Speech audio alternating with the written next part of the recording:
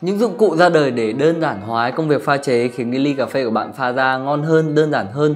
Và trên hết là khiến cái quy trình pha chế thực sự thân thiện đối với cả cái nhịp sống hàng ngày. Ý mình là mình đang muốn mở bài cho một cái dụng cụ hôm nay mình đang có trên tay, đó chính là Hario Switch.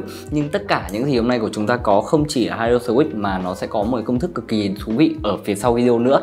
Ok, mình là Vịt, còn đây là Hem Jobman. Và chúng ta sẽ bắt đầu với Hario Switch. Nhưng mà khoan đã, chia sẻ một chút trước khi bắt đầu là kênh Espresso Maker của chúng ta đã hoạt động được một thời gian rồi và có những cái tín hiệu khá tích cực. Tất nhiên là đợt gần đây mình rất muốn là cái kênh phát triển hơn nữa, vì vậy để lại một like, một subscribe nó sẽ khiến cho chúng mình có thêm rất nhiều động lực để phát triển kênh hơn. Và tiếp theo đấy là bọn mình đã chuẩn bị một cái link donate. Mình sẽ sử dụng toàn bộ những cái tiền donate đấy để mua những cái dụng cụ cà phê trải nghiệm và sau đó sẽ tạo ra những cái giveaway cho cộng đồng của chúng ta, những người xem kênh Espresso Maker.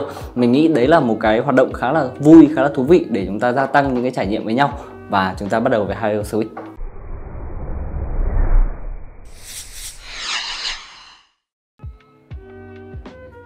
Hario họ không sáng tạo ra một loại phễu mới mà họ sử dụng cái cấu trúc của phễu V60 kinh điển cho cái chiếc Switch của mình. Và ở đây chúng ta sẽ có một cái chiếc phễu size to nhất, nghĩa là size 02 đấy.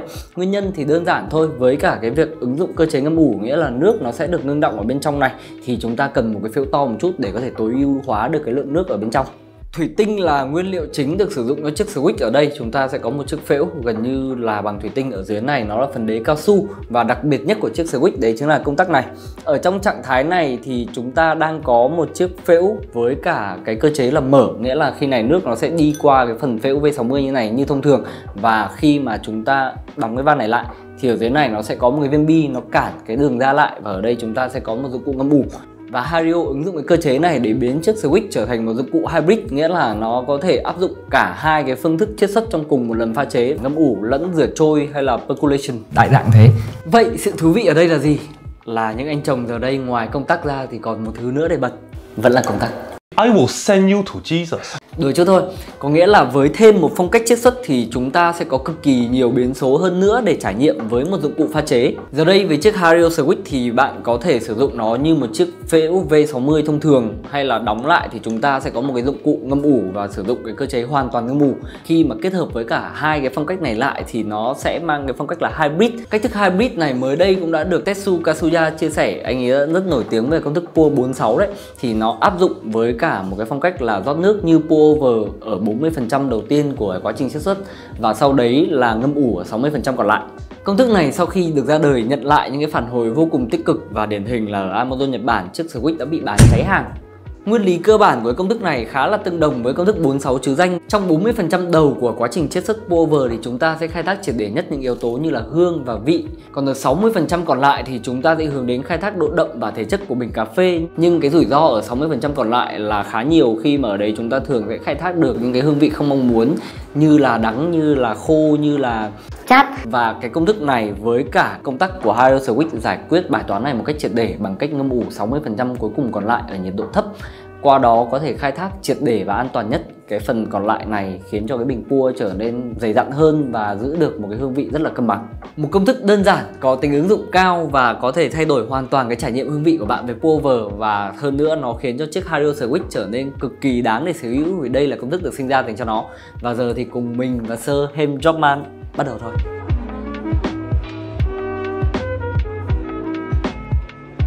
Ok, đầu tiên chúng ta sẽ đun nước ở mức nhiệt khoảng tầm 90 đến 93 độ C. Ở đây mình sẽ chọn là 92 độ. Tiếp theo chúng ta sẽ gấp giấy cho sẵn vào phễu.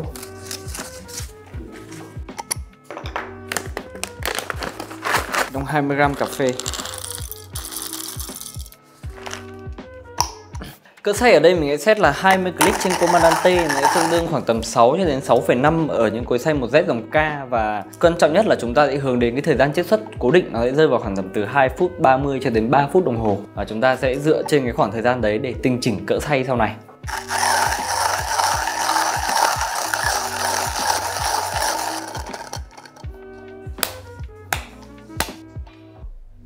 Có người không? Sợ rồi. Phê quá rồi.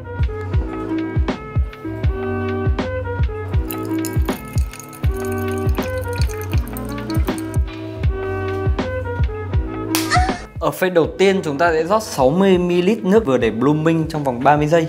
thao tác rót của chúng ta thì không có gì phức tạp cả. Chúng ta chỉ đơn giản là rót theo vòng tròn, xoay đều và làm sao để cho tất cả những cái phần cà phê đều được ngấm đều nước.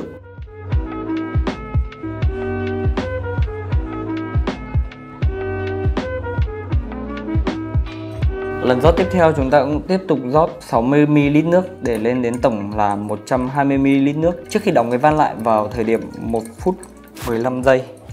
Và ở thời điểm này mình cũng sẽ tranh thủ để mồi thêm nước vào ấm để cái nhiệt độ nước giảm xuống 70 độ C.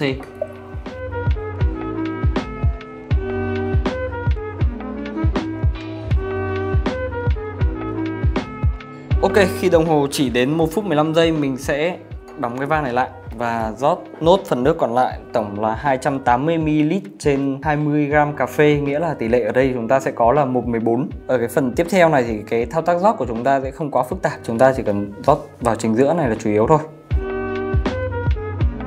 Ok, và chúng ta sẽ ngâm ủ đến đúng 1 phút 45 giây, sau đó chúng ta gạt cần và chờ cho nước chảy xuống. Tổng thời gian chiết xuất này rơi vào khoảng tầm 2 phút 30 giây cho đến 3 phút đồng hồ.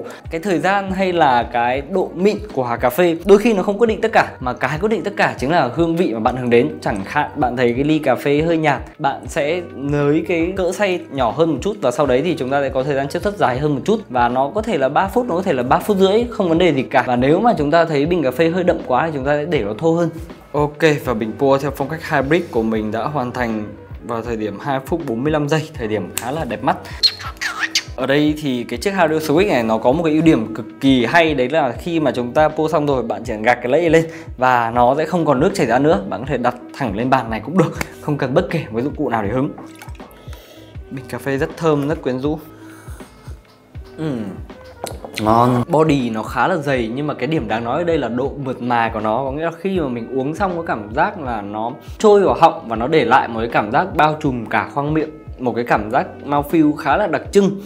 Tiếp theo là những cái nốt axit nó có xu hướng rất là sáng cùng với cả cái độ rõ ràng cao, nó làm mình cảm thấy cực kỳ dễ chịu với cả cái độ chua này. Ngoài ra thì khi mà cái cảm giác chua qua đi thì vị ngọt nó đến khá là nhanh và để lại một cái hậu vị rất là dài, rất là dễ chịu. Có cảm giác như là đối với cái công thức này, tất cả mọi thứ như là body, như là những cái yếu tố về hương vị được khai thác ở một cái mức độ mình nghĩ là nó rất tối ưu. Có nghĩa nó đem đến một cái trải nghiệm cực kỳ dễ chịu, cực kỳ nhẹ nhàng nhưng mà nó vẫn đủ rõ ràng và có cái tính đặc trưng cao. Với công thức hybrid này của Tetsu thì mình đã có thời gian trải nghiệm khoảng tầm hơn 2 tuần vừa qua và mình phải nhận định là nó có một cái độ lôi cuốn rất cao. Đầu tiên phải nói về hương vị. Khi mà mình cảm nhận đối với công thức này, mình khai thác một bình cà phê ở một cái khía cạnh nào đấy nó hiệu quả hơn so với những công thức trước đây mình đang trải nghiệm. Tiếp theo là về workflow thì như bạn thấy đấy, chúng ta sẽ có một cái workflow chạy liên tục. Khi chúng ta rót 30 giây nghỉ, sau đấy rót tiếp, sau đấy thì lại phải thêm nước, đóng van, rót tiếp, mở van, trong đấy 1 phút 45 giây chúng ta mới thực sự kết thúc quy trình và không cần phải làm gì thêm nữa. Thì mình nghĩ là lúc đầu mình đã có một chút trục trặc, đã có những cái khúc mắc nhất định trong cái workflow đấy, nhưng mà khi đã tối ưu được rồi thì mình cảm thấy đấy là một workflow hoạt động liên tục rất là trơn tru và nó có cái độ lôi cuốn riêng của mình.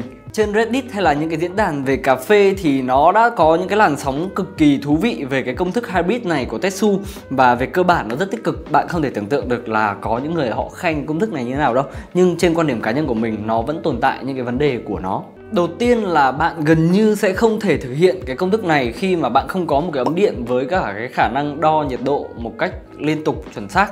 Thực tế là có thể làm được nhưng nó rất vất vả. Tưởng tượng như là bạn đang sở hữu một chiếc ấm Hario Bono và bạn phải chế thêm nước vào, nó thiếu một chút nhiệt bạn lại phải đun thêm, thì nói chung là nó sẽ không hiệu quả. Hay là kể cả với những chiếc ấm điện như là Thermor hay là Brewista, mình cũng không nghĩ là nó sẽ có một workflow thoải mái và thú vị như là chiếc ấm Fellow mình đang sở hữu ở đây. Và nếu mà bạn vẫn đang thắc mắc về những chiếc ấm thì mình có làm một cái clip review về những cái chiếc ấm ở đây, ấn vào nó nếu bạn quan tâm.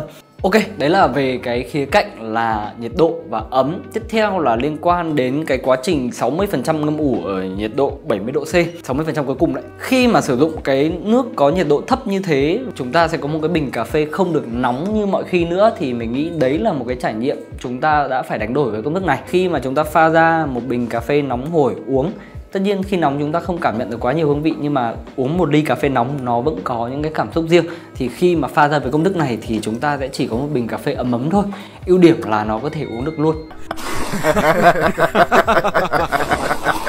Và cuối cùng là liên quan đến độ đậm. Mặc dù cái công thức này như mình đã miêu tả ở trên là nó đem đến một cái body cảm giác nó không bị quá đậm đâu, hay là những cái hương vị nó cũng không ở cái mức thái quá gì cả, nhưng mình nghĩ đây là một cái công thức nó đem đến một cái tỷ lệ chiết xuất khá là cao. Qua đấy thì khi mà uống vào mình vẫn có cảm giác những cái sự ức chế nhất định về cả cảm giác khoang miệng với cả những cái hương vị nó bùng nổ đôi khi có thể là tốt, nhưng mà đôi khi nó cũng hơi có những cái cảm giác ức chế nhất định về cái mặt cảm giác.